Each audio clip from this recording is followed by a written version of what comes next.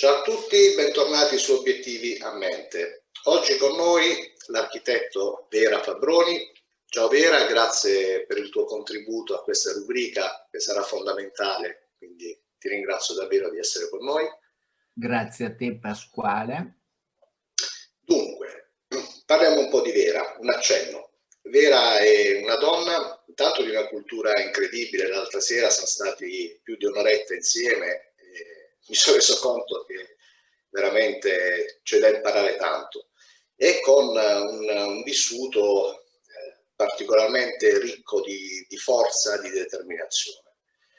Vera, riassumendo proprio la sua storia, a 44 anni inizia un percorso di transizione. Dunque, da Fabrizio libera la sua identità e diventa Vera. Allora, Vera, prima di raccontare proprio la tua storia nei dettagli, la prima curiosità è: perché hai scelto il nome Vera? Allora, era iniziata con la scelta del nome Veronica, però poi andando avanti in psicoterapia ho sentito la necessità di semplificazione, quindi questo Veronica era troppo altisonante e un mio amico mi ha suggerito Vera e io ho aggiunto perfetto Vera come Vera, perché il mio processo di transizione è un processo verso la verità. Allora, Vera, prima io farei un passo indietro prima di raccontarti, cioè farei un po' di chiarezza, no? Per chi ci sta ascoltando, perché è un mondo un po' particolare che non tutti conoscono nel dettaglio. Ovvero, se ci puoi fare una differenza tra una persona transgender, transessuale e omosessuale. E transessuale e transgender sono la stessa cosa in Ottimo, italiano e in inglese. perfetto. Allora, omosessuale è colui o colei che sta bene nel proprio corpo, sia esso maschile o femminile, e ama rapportarsi sentimentalmente e sessualmente con persone dello stesso identico sesso.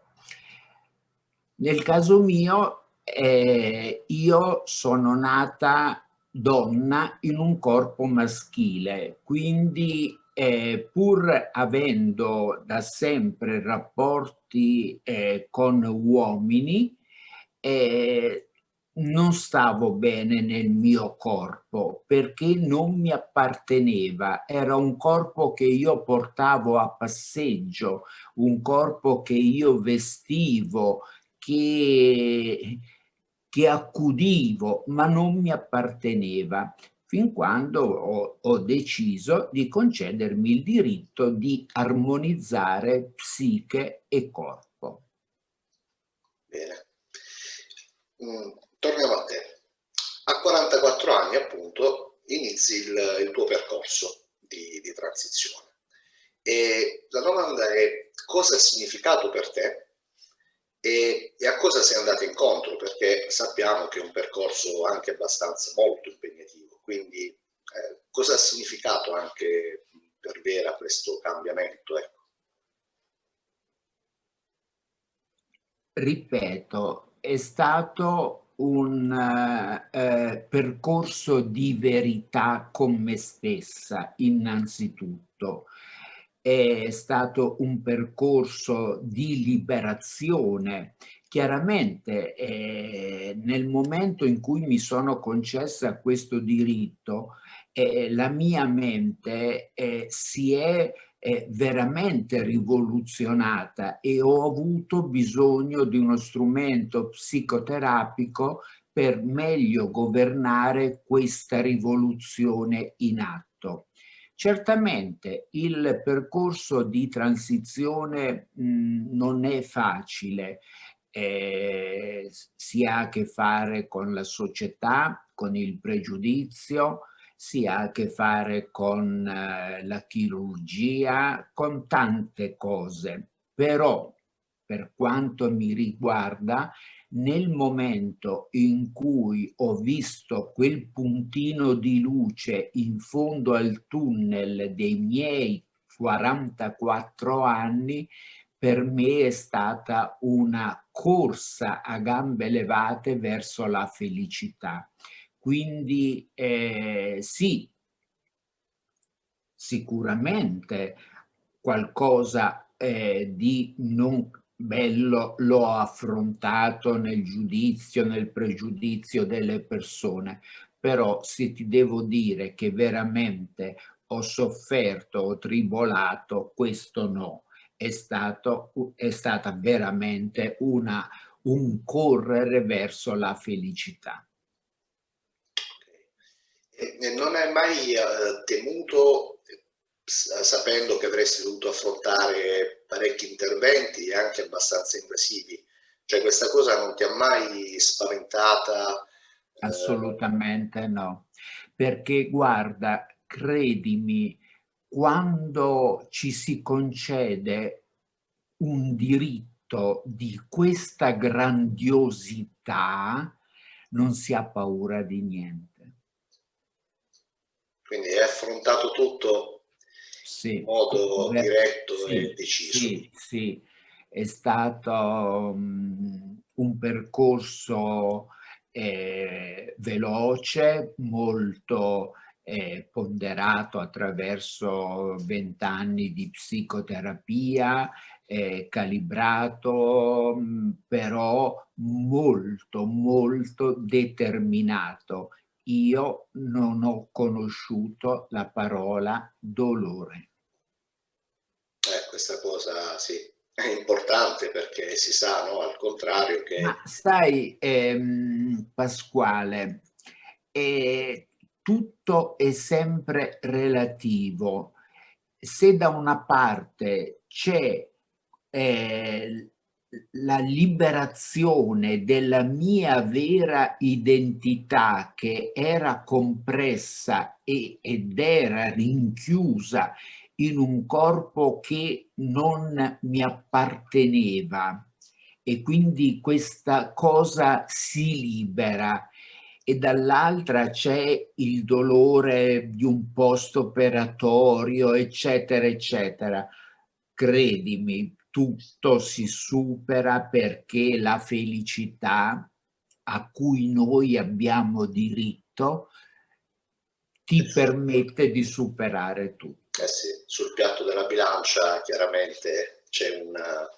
Sì, sì, e Assolutamente sì. dipende, è sempre, ci sono i pesi e le misure.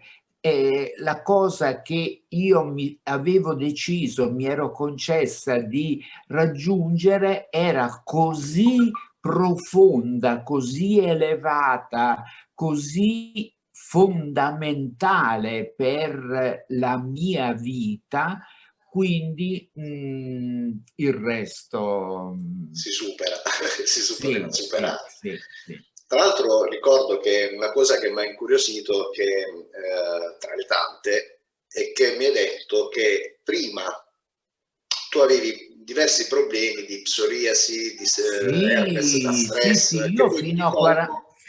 fino a 44 anni tutte le malattie psicosomatiche le ho collezionate tutte, dalla psoriasi, le dermatiti, gli herpes, scusami, tutto, ho collezionato di tutto. E quando invece ho liberato la mia vera identità, tutto è scomparso per magia e non Incredibile, si è più ripresentato. che roba incredibile, sì. Quanto la mente vada a Beh, influenzare ma il il nostro corpo. rapporto tra psiche e malattia è molto stretto. Chiaro. Sì. E durante il percorso che hai fatto di psicoterapico, su cosa hai lavorato? Su cosa avete lavorato in particolar modo? Beh, innanzitutto il rapporto con mia madre. fondamentale, è stato oggetto di tantissime sedute negli anni. E poi ho iniziato ad andare a fondo nelle tematiche della vita in genere. Io transitare non era solo un fatto fisico, ma era anche transitare caratterialmente, perché in quei 44 anni vissuti al maschile mi ero creata delle certezze, tra virgolette, che mi permettevano di sopravvivere, non di vivere. Quindi con la psicoterapia sono andata a prendere tutte queste pseudo certezze una per una, smontarle e rendermi conto che le cose stavano esattamente al contrario. Quindi un lavoro anche sul carattere, e poi, se ne avremo modo di parlare, anche sullo stesso linguaggio della mia architettura. In che senso? Se ci puoi, sì. In che Così senso? non Nel rimandiamo, se senso, no poi ci scordiamo. sì, no, no, nel senso che quando ero Fabrizio, architetto conosciuto, eccetera, ero solita usare solo le squadre, non conoscevo il colore, le forme erano sempre molto rigide, appuntite, direi, e non c'era mai l'uso del colore, se non in piccoli accenni, però erano più che altro tanto per dire che c'era, ma non perché era sentito. Con invece l'arrivo di Vera, il linguaggio si è ammorbidito e sono arrivate le forme arrotondate, è arrivato l'uso del colore come parte fondamentale del mio linguaggio. Quindi è proprio una trasformazione anche nel modo di progettare. Certamente tra il prima e il dopo c'è un filo rosso che unisce le cose, non è che di punto in bianco c'è stato un Un cambio di cambio, stile no, radicale. è stato veramente un filo rosso che piano piano si è trasformato. Però mi sono proprio resa conto negli ultimi lavori dove ho osato, ma con molta naturalezza e scioltezza, usare dei colori anche audaci, o meglio, usare audacemente i miei colori.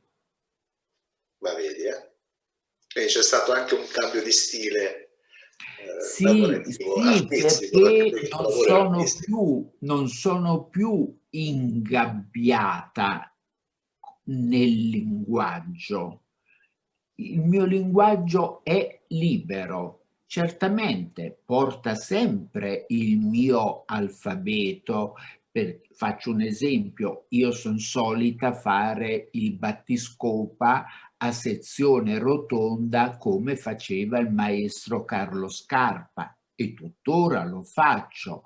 Cioè, certe cose sono rimaste che mi identificano. Un altro esempio sciocco, ma io uso da 40 anni la stessa maniglia nelle porte. Ma vedi.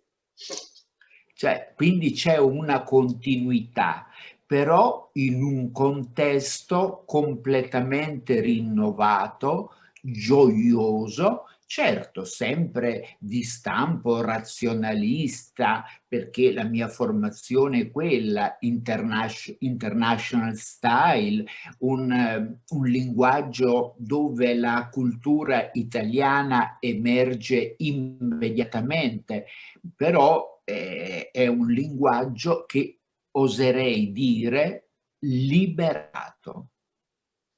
Tra l'altro so che in questa fase, dopo tanti anni di carriera, sei proprio in una fase anche qua di cambiamento, se non sbaglio, no? Di evoluzione, Sì, perché ti stai cioè dedicando. quest'anno, il 2021, celebro i 40 anni di libera professione e ho passato novembre e dicembre del 2020 a pensare cos'altro potevo fare oltre l'architetto. ehm, e poi in maniera molto chiara mi sono domandata: ma veramente tu cosa sai fare bene? Cosa vuoi fare? Cosa hai sempre fatto? L'architetto. E quindi ho capito che ehm, tutta la mia figura professionale va raccontata, va narrata, ehm, attraverso i mezzi di comunicazione che s online, i social, eccetera, eccetera. E sto lavorando appunto in questa direzione perché, mi sono arrivate testimonianze dirette e indirette e io stessa, rivedendo alcuni miei lavori di 30 anni, 20 anni fa, mi sono resa conto dell'attualità di quei lavori, quindi un linguaggio che, ha superato l'esame del tempo. Bello. Quindi siamo in attesa di nuovi progetti, insomma. Sì, sì, sì, perché come sono nata con un'indole femminile, sono nata con uno spirito creativo, quindi che si manifesti in un dipinto o in un'architettura o nella realizzazione di un bijou. Io ho veramente bisogno quotidiano di creare e dove ho chiaramente anche accumulato più esperienza è senz'altro l'architettura, gli interni, la progettazione della luce, tutti settori che ancora mi affascinano e riescono a creare in me delle emozioni. Bello. Allora, abbiamo detto che tutto è partito a 44 anni e ti chiedo come mai hai aspettato i 44 anni e, legato a questa domanda, se potessi tornare indietro nel tempo, avresti fatto prima questo percorso? Allora, la seconda domanda, non per scortesia, ma siccome non si può tornare indietro, il discorso, si chiude già.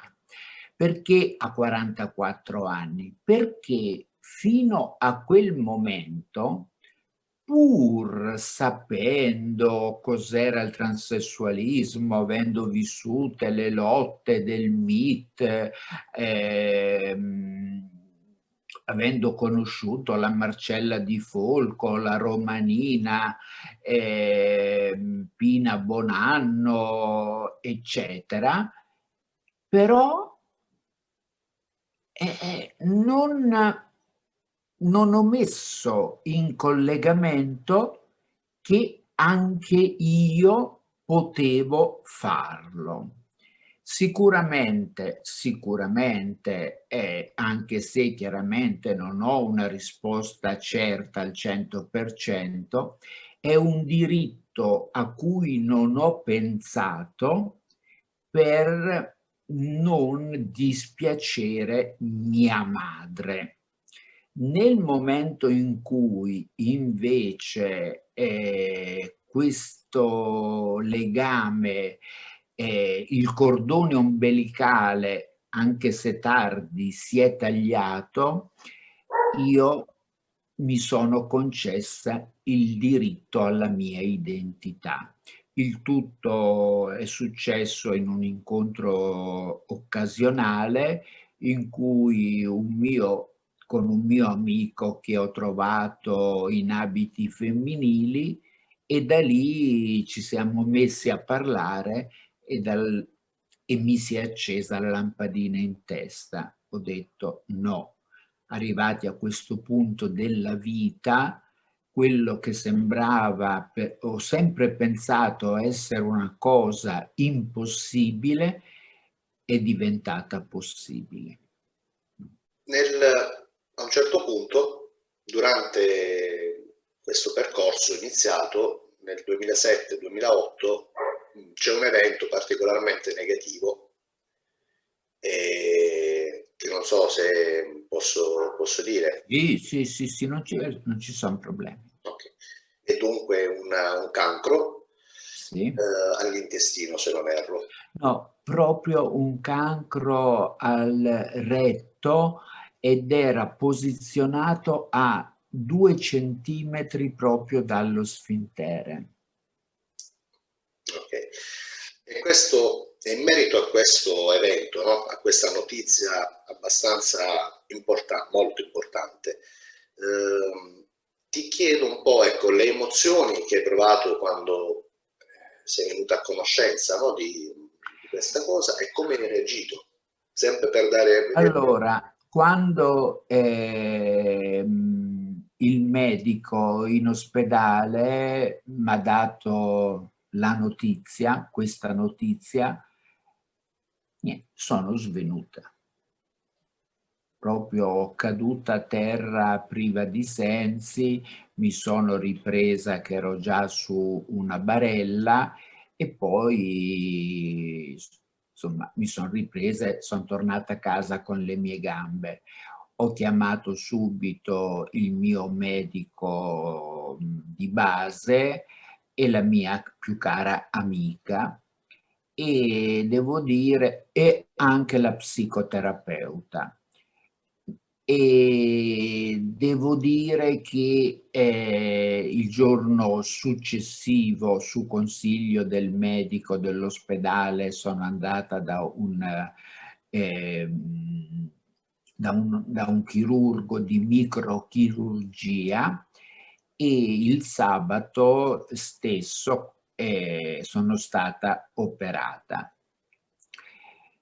È stato necessario fare chemio e radio successivamente, e la radioterapia è stata letteralmente devastante, perché mi ha completamente bruciato i tessuti e forse anche parte della massa carnosa, e in particolare visto il punto che veniva radiato, la radioterapia mi ha bruciato completamente i genitali. E quindi, passati alcuni mesi,